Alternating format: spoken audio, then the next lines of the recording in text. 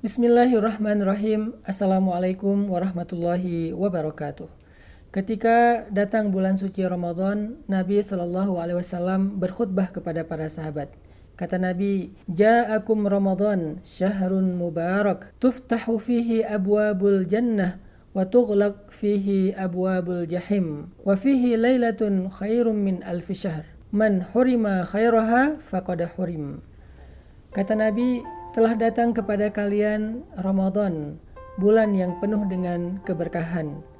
Pada bulan itu pintu-pintu surga dibuka dan pintu-pintu neraka ditutup dan syaitan dibelenggu. Di dalam bulan itu ada satu malam yang lebih baik daripada 1000 bulan. Siapa yang tidak mendapatkan kebaikan malam itu, dia tidak mendapatkan kebaikan apa-apa dalam hidupnya. Ini adalah salah satu di antara khutbah Nabi tentang keutamaan Ramadan yang kita bisa renungkan untuk menjadi motivasi buat kita. Salah satu yang paling penting dari keutamaan Ramadan itu adalah puncaknya. Di dalam Ramadan Allah Subhanahu wa Ta'ala menyediakan satu malam yang lebih baik daripada 1000 bulan.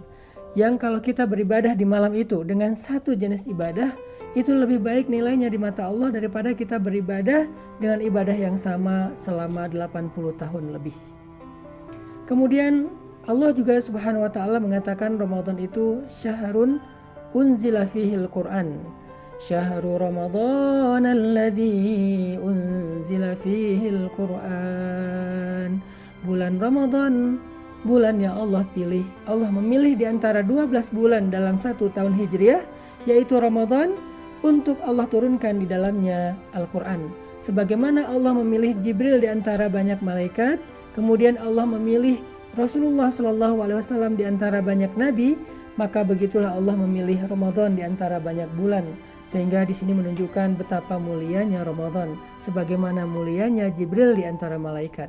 Sebagaimana mulianya Rasulullah SAW di antara manusia, maka begitulah mulianya Ramadan di antara waktu-waktu yang lain. Sehingga siapa yang ingin dimuliakan dengan kemuliaan yang sama, maka dia harus memuliakan Ramadan.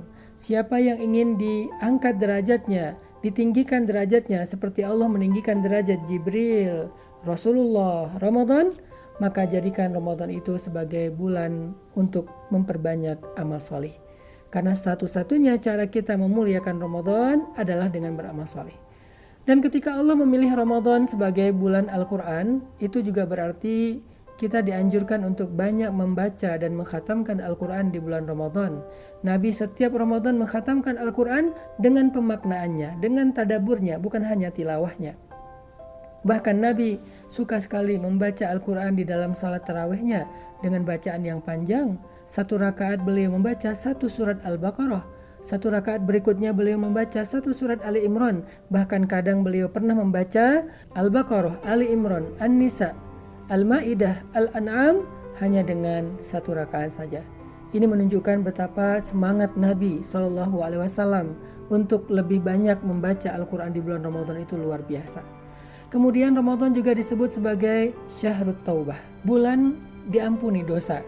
Karena Allah Subhanahu wa Ta'ala menjadikan semua amal saleh yang ada di bulan Ramadan itu sebagai penggugur dosa-dosa kita.